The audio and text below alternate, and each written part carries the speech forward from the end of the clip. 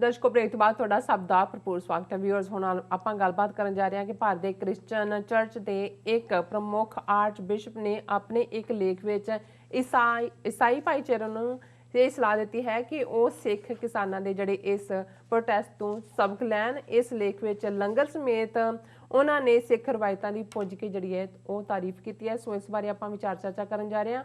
ਸੋ ਅਸੀਂ ਚਾਹਾਂਗੇ ਕਿ ਤੁਸੀਂ ਸਾਡੇ ਨਾਲ ਇਸੇ ਤਰ੍ਹਾਂ ਹੀ ਬਣੇ ਰਹਿਣਾ। ਦੇਖਣ ਸੁਣ ਲਈ ਤੁਹਾਡਾ ਸਭ ਦਾ ਬਹੁਤ ਬਹੁਤ ਸ਼ੁਕਰੀਆ। ਜੀ ਰਾਜ ਸਾਹਿਬ, ਇਸ ਲੇਖ ਬਾਰੇ ਤੁਹਾਡੇ ਕੀ ਵਿਚਾਰ ਨੇ? ਦੇਖੋ, ਪਹਿਲੇ ਸੈਗਮੈਂਟ 'ਚ ਵੀ ਅਸੀਂ ਜ਼ਿਕਰ ਕੀਤਾ ਹੈ ਪੋਜ਼ੀਟਿਵਿਟੀਜ਼ ਜਿਹੜੀਆਂ ਇਸ ਕਿਸਾਨ ਸੰਘਰਸ਼ 'ਚੋਂ ਨਿਕਲ ਰਹੀਆਂ ਨੇ। ਹਾਲਾਂ ਅਸੀਂ ਟੂਵਰਡਸ ਦਾ ਐਂਡ ਉਸ ਦਾ ਐਨਾਲਿਸਿਸ ਵੀ ਦਿੱਤਾ ਹੈ ਵੀ ਕਿੱਥੇ ਅਸੀਂ ਫਾਲਟਰ ਕਰ ਰਹੇ ਹਾਂ ਜਾਂ ਕਿੱਥੇ ਅਸੀਂ ਡਿੱਗ ਸਕਦੇ ਹਾਂ ਜਾਂ ਕਮਜ਼ੋਰ ਹੋ ਸਕਦੇ ਹਾਂ। ਪਰ ਜਿਵੇਂ ਅਸੀਂ ਸਿੱਖੀ ਵੈਲਿਊਜ਼ ਜਾਂ ਕਦਰਾਂ ਕੀਮਤਾਂ ਜਿਹੜੀਆਂ ਉੱਥੋਂ ਉਜਾਗਰ ਹੋਈਆਂ ਨੇ ਉਹਨਾਂ ਦਾ ਜ਼ਿਕਰ ਕਰਦੇ ਹਾਂ। ਤੇ ਅੱਜ ਇੱਕ ਆਰਟੀਕਲ ਜਾਂ ਇੱਕ ਲੇਖ ਜਿਹੜਾ ਸਾਡੇ ਵੀਰ ਹਰਪ੍ਰੀਤ ਸਿੰਘ ਜੀ ਨੇ ਸਾਨੂੰ ਐਲੇ ਤੋਂ ਫਾਰਵਰਡ ਕੀਤਾ, ਇਹ ਜੋਸਫ ਡੀ ਸੋਯੂਜ਼ਾ ਨੇ, ਇਹ ਆਰਚ ਬਿਸ਼ਪ ਨੇ Anglican good shepherd church of India ਦੇ, ਔਰ ਇਹ ਪਬਲਿਸ਼ ਹੋਇਆ ਵਰਡ ਐਂਡ ਵੇ ਦੇ ਵਿੱਚ। ਔਰ ਜਿਹਨੂੰ ਤੁਸੀਂ ਇਹ ਕਹੋ ਕਿ as a Sikh I am ਫਲੈਟਰਡ, ਤੁਸੀਂ ਜਦੋਂ ਮਹਿਸੂਸ ਕਰਦੇ ਹੋ, ਕਿਉਂਕਿ ਕ੍ਰਿਸਚਨਸ ਦਾ ਆਪਣਾ ਵੱਡਾ ਨੈਟਵਰਕ ਹੈ ਸੇਵਾ ਦੇ ਪੱਖ ਤੋਂ। ਜੇ ਇਹਨਾਂ ਨੇ ਦੁਨੀਆ ਭਰ 'ਚ ਕ੍ਰਿਸਚੈਨਿਟੀ ਫੈਲਾਈ ਹੈ ਤੇ ਉਹਦੇ 'ਚ ਬਹੁਤ ਵੱਡਾ ਪੱਖ ਹੈ ਇਹਨਾਂ ਦਾ। ਜਿਵੇਂ ਹਿਊਮਨ ਕਾਈਂਡ ਦੀ ਬੇਸ਼ੱਕ ਅਲਟੀਮੇਟਲੀ ਕਨਵਰਟ ਹੀ ਕਰਦੇ ਨੇ, ਲੇਕਿਨ ਮਦਰ ਟਰੇਸਾ ਤੋਂ ਲੈ ਕੇ ਦੁਨੀਆ ਭਰ 'ਚ ਉਹਨਾਂ ਦਾ ਨੈਟਵਰਕ ਹੈ। ਔਰ ਜੇ ਉਹਨਾਂ ਨੂੰ ਵੀ ਲੱਗਦਾ ਹੈ ਕਿ ਭਾਈ ਸਿੱਖਾਂ 'ਚ ਸੇਵਾ ਔਰ ਦੂਸਰੇ ਕਾਨਸੈਪਟ ਕਿਸ ਹੱਦ ਤੱਕ ਨੇ, ਔਰ ਇਹ ਆਰਚ ਬਿਸ਼ਪ ਆਪਣੇ ਈਸਾਈਆਂ ਨੂੰ ਕਹਿ ਰਿਹਾ ਜੀ ਸਿੱਖਾਂ ਤੋਂ ਸਿੱਖੋ। ਔਰ ਉਹਦਾ ਮੈਂ ਇਹ, ਕਿਉਂਕਿ ਵੈਸੇ ਵੀ ਫਰਾਈਡੇ ਅਸੀਂ ਕੋਈ ਨਾ ਕੋਈ ਹਿਸਟੋਰੀਕਲ ਕੰਟੈਕਸਟ ਦੀ ਗੱਲ ਕਰਦੇ ਤੇ ਮੈਨੂੰ ਲੱਗਾ ਵੀ ਇਹ ਵਰਥ ਹੈ ਇਸ ਨੂੰ ਡਿਸਕਸ ਕਰਨਾ। ਔਰ ਇਹਦਾ ਉਹਨਾਂ ਨੇ ਜਿਹੜਾ ਉਨਵਾਨ ਹੀ ਇਹ ਦਿੱਤਾ ਹੈ, what Christians can learn from Indian Sikh farmers desperate protest. ਔਰ ਉਸ ਦੀ ਉਹਨਾਂ ਨੇ ਸ਼ੁਰੂਆਤ ਇੱਥੋਂ ਹੀ ਕੀਤੀ ਕਿ ਵੀ ਕਿਵੇਂ ਕਈ ਮਹੀਨਿਆਂ ਤੋਂ ਜਿਹੜੇ ਕਿਸਾਨ ਨੇ ਉਹ ਸਤੰਬਰ 2020 ਤੋਂ ਹੀ ਜਿਹੜਾ ਹੈ ਉਹ ਪ੍ਰੋਟੈਸਟ ਕਰ ਰਹੇ ਨੇ ਆਪਣੇ ਹੱਕਾਂ ਦੇ ਲਈ। ਔਰ ਇਸ ਲੇਖ ਦੀ ਇੱਕ ਬਿਊਟੀ ਹੈ ਕਿ ਉਹਨਾਂ ਨੇ ਸਪਿਰਿਚੁਅਲੀ ਰਿਲੇਟ ਕੀਤਾ ਕਿ ਕਿਵੇਂ ਫਾਰਮਿੰਗ ਦਾ ਧੰਦਾ ਇਹ ਰੱਬ ਨੇ, ਕਿਵੇਂ ਇਹ ਜਿਹੜਾ ਪ੍ਰੋਪਰਟੀ ਰਾਈਟ ਦੀ ਗੱਲ ਹੈ, ਜਾਂ ਵੀ ਰੱਬ ਨੇ ਡੈਜ਼ਰਟ 'ਚ ਨਹੀਂ ਬੰਦੇ ਨੂੰ ਭੇਜਿਆ, ਉਸ ਨੇ ਜਿਹੜਾ ਸਭ ਤੋਂ ਪਹਿਲਾਂ ਖੇਤ ਉਹਨੂੰ ਦਿੱਤੇ ਨੇ, ਈਡਨ ਗਾਰਡਨ ਦਾ ਕਾਨਸੈਪਟ ਵੀ। ਸੋ ਇਹ ਮੈਨੂੰ ਇਹ ਵੀ ਇੰਟਰਸਟਿੰਗ ਲੱਗਾ ਕਿ ਵੀ ਕਿਵੇਂ, ਕਿਉਂਕਿ ਹਰ ਬੰਦੇ ਦਾ ਇੱਕ ਆਪਣਾ ਪੈਰਾਮੀਟਰ ਵੀ ਹੁੰਦਾ ਔਰ ਆਪਣਾ ਪ੍ਰਿਜ਼ਮ ਵੀ ਹੁੰਦਾ।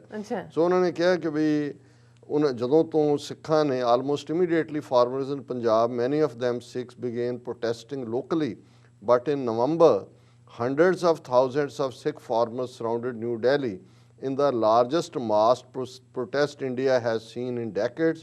Although these protests are largely leaderless, millions of farmers across the nation are united in their struggle for human dignity.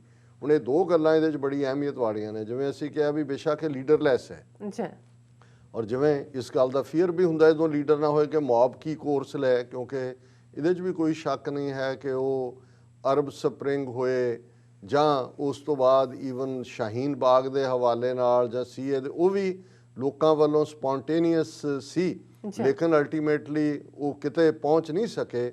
ਔਰ ਇਹ ਵੀ ਹੈ, ਲੇਕਿਨ ਦੂਸਰੇ ਪਾਸੇ ਇਹ ਵੀ ਹੈ ਕਿ ਇਹ ਜਿਹੜੀ ਸਟਰਗਲ ਹੈ ਹਿਊਮਨ ਡਿਗਨਿਟੀ ਦੀ ਹੈ। What can we learn from the protesters? Humans have a right to a dignified livelihood. ਇਹ ਪਹਿਲਾ ਕਿ ਕੀ ਲੈਸਨ ਹੈ ਕਿ ਬਈ ਸਾਡਾ ਹੱਕ ਹੈ ਕਿ ਅਸੀਂ ਡਿਗਨੀਫਾਈਡ ਇੱਕ ਮਾਣਮੱਤੇ ਢੰਗ ਨਾਲ ਆਪਣੀ ਉਪਜੀਵਕਾ, ਆਪਣਾ ਰੁਜ਼ਗਾਰ, ਆਪਣਾ ਜਿਹੜਾ ਕਿਰਤ ਉਸ ਨੂੰ ਕਰ ਸਕੀਏ।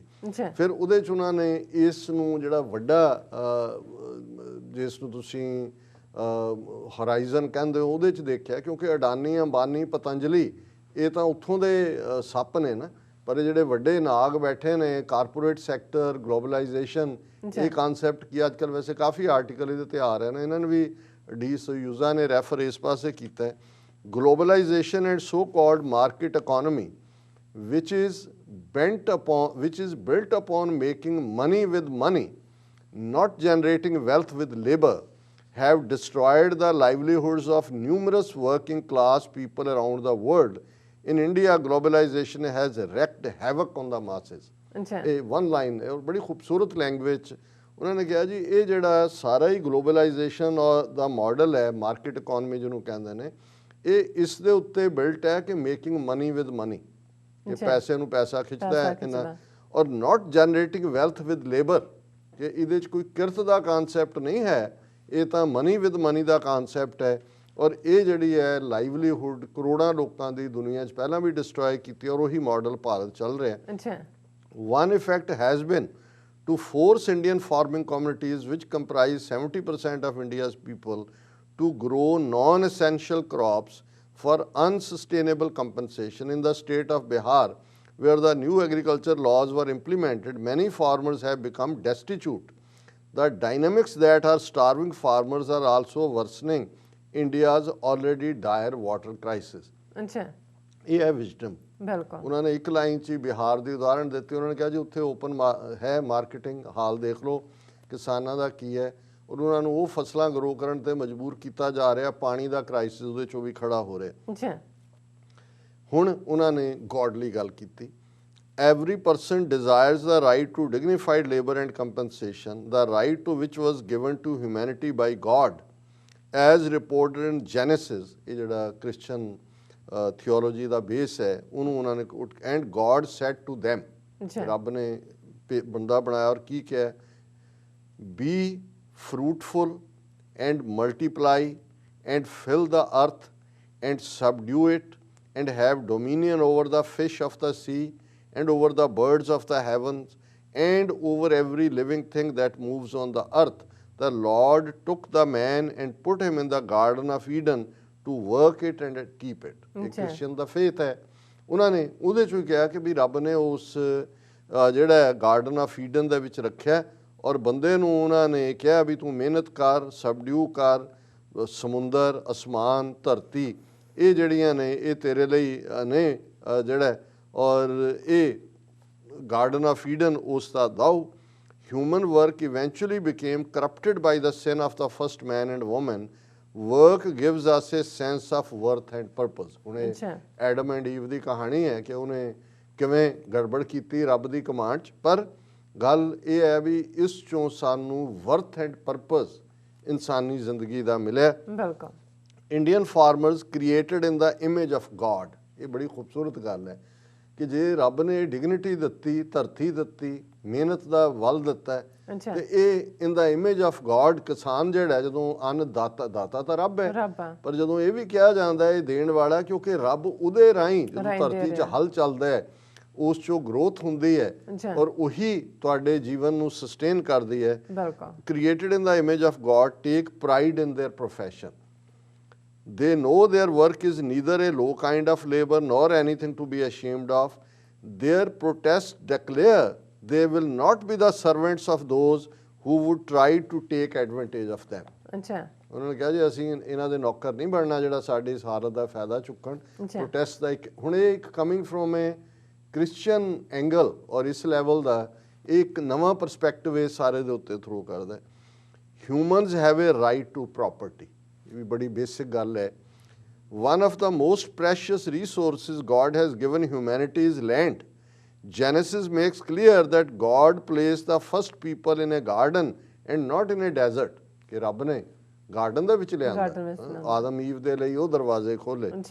Yet the new agriculture laws in India are propounded by the misplaced philosophy that holds that the ultimate value in life is profit, regardless of consequences and methods. India is not against global trade, but this toxic form of globalism negates the human right to property and home. ਬੜੀ ਡੂੰਘੀ ਗੱਲ ਹੈ। ਉਹਨਾਂ ਨੇ ਕਿਹਾ ਵੀ ਇੱਕ ਪਾਸੇ ਰੱਬ ਨੇ ਇਹ ਹੱਕ ਦਿੱਤੇ ਨੇ, ਤੇ ਇਹ ਜਿਹੜਾ ਗਲੋਬਲ ਮਾਡਲ ਹੈ ਤੁਹਾਨੂੰ ਡਿਪਰਾਈਵ ਕਰਦਾ, ਜਿਹੜਾ ਤੁਹਾਡੇ ਕੋਲ ਮਾੜਾ ਮੋਟਾ ਬਚਿਆ ਹੈ ਉਹਦੇ ਤੋਂ ਵੀ ਡਿਪਰਾਈਵ ਕਰਦਾ ਇਹ। ਔਰ ਉਹ ਇਹ ਕਹਿਣਾ ਚਾਹੁੰਦੇ ਨੇ ਵੀ ਇਹ ਕਾਨੂੰਨ ਸਿਰਫ ਇਹੀ ਨਹੀਂ ਵੀ ਲੋਕਲ ਹਿੱਤਾਂ ਦੇ ਖਿਲਾਫ ਨੇ, ਰੱਬੀ ਨਿਜ਼ਾਮ ਦੇ ਖਿਲਾਫ ਵੀ ਨੇ, ਇਹ ਐਂਟਾਈ ਡਿਵਾਈਨ ਨੇ। ਬਿਲਕੁਲ। Farmers in the state of Punjab are aware the agriculture laws will end up depriving them of the little land they have for farming and survival, even if it is few acres. ਉਹਨਾਂ ਨੇ ਕਿਹਾ ਵੀ ਇਹ ਬੜੀ ਚੰਗੀ ਤਰ੍ਹਾਂ ਸਮਝਦੇ ਨੇ ਕਿਸਾਨ ਕਿ ਭਾਵੇਂ ਥੋੜੀ ਜ਼ਮੀਨ ਹੈ, ਸਰਵਾਈਵਲ ਲਈ ਇਹ ਸਾਥੋਂ ਖੋਣਾ ਚਾਹੁੰਦੇ ਨੇ। they know they will eventually have to lease this land to wealthy corporations which will want on the land and determine the prices the farmers will be paid, even as the companies there produce for higher prices in local and international market. ਕਿ ਇਹ ਗੱਲ ਬਿਲਕੁਲ ਸਮਝਦੇ ਨੇ ਕਿ ਵੀ eventually ਇਹਨਾਂ ਨੇ ਸਾਡੀਆਂ ਲੈਂਡਸ ਲੈ ਲੈਣੀ ਹੈ, ਉਹ ਭਾਅ ਡਿਸਾਈਡ ਕਰਨਗੇ ਔਰ ਅਸੀਂ ਆਪਣੇ ਖੇਤਾਂ ਦੇ ਵਿੱਚ ਮਜ਼ਦੂਰ ਹੋਵਾਂਗੇ। Many farmers across India bear an intolerable burden of loans. Hundreds of thousands are dying by suicide because they are unable to repay them. Their families become impoverished and other exploitation then begins to take place. कि किवें खुदकुशियां हो रही हैं और दूसरा human dignity demands doing away with the racial, caste and religious divide. Many of the farmers who are protesting the agriculture laws are Sikhs living in Punjab. Sikhism is a monotheistic religion that originated in Punjab in 15th century.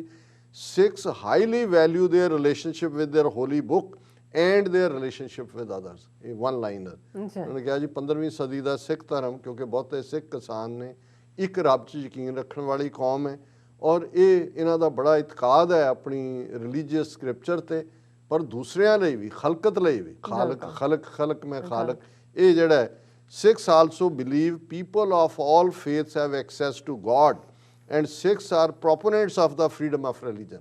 कि सिख यकीन करते हैं कि हर एक नूं हक है कि वो अपने धर्म के मुताबिक अपनी जिंदगी जीवे। यही कारण है कि मजहब की आज़ादी सिक्खी की कोर वैल्यू है। They are also against all forms of societal hierarchies. ये नवाबियाँ और उच्ची क्लास नीवी क्लास ये सिख यकीन नहीं करते। फिर उन्होंने कहा भी दलित सिख्स ने जिन्हां दे जिहड़े लो कास्ट अपने आप नूं ये कहंदे ने और वो भी इन्हां दे हत्थों जिहड़ी मैजोरिटी है उही सफ़र करते हैं, उन्हां दे नाल धक्का हुंदा है। In images of protest in the news and on social media, farmers of all faiths and castes can be seen joining together in their struggle. Many Sikh women who are farmers are now in the streets protesting alongside their husbands and others. Young girls are also on the roads in biting cold weather. ये Sikh women, Sikh बच्चियां उन्होंने कहा भी अपने नाल खड़ियां ने मर्दां दे और सड़कां दे उत्ते ने। My heart aches for a similar expression of unity among Christians. Our tendency to fight among ourselves doesn't make our faith attractive. Do we really think our fights over non-essential doctrines of faith will mean anything in the kingdom of God or our? ਉਹਨੂੰ compare ਕਰ ਰਹੇ ਕਹਿੰਦੇ ਵੀ ਸਿੱਖਾਂ ਦੀ ਮਰਦ ਔਰਤਾਂ ਬੱਚੀਆਂ ਇੱਕ ਕਾਜ਼ ਲਈ ਉਹਨੇ ਕਿਹਾ ਵੀ ਮੇਰਾ ਦਿਲ ਜਿਹੜਾ ਉਹ ਇਹ ਦਰਦ ਕਰਦਾ ਹੈ ਕਿ ਵੀ ਸਾਨੂੰ ਕੀ ਹੋਇਆ ਕ੍ਰਿਸਚੀਅਨਸ ਨੂੰ, ਅਸੀਂ ਕਿਉਂ ਛੋਟੀਆਂ ਗੱਲਾਂ ਦੇ ਉੱਤੇ ਲੜ ਰਹੇ ਹਾਂ, ਕੀ ਜਿਹੜੀਆਂ ਸਾਡੀਆਂ ਆਪਸੀ ਲੜਾਈਆਂ ਨੇ ਉਹ ਸਾਡੇ ਫੇਥ ਲਈ ਨੇ, ਰੱਬ ਲਈ ਨੇ। The Sikh langar meal is intended to bring people together ਕਿ ਸਿੱਖਾਂ ਦਾ ਲੰਗਰ ਲੋਕਾਂ ਨੂੰ ਇਕੱਠੇ ਕਰਦਾ ਹੈ। Sikh practice of langar has also precipitated the most outstanding examples of charity and sustenance for the protesting farmers, whether they are Sikhs, Hindus, Muslims or Christians, which has built a community around food to sustain the protesters.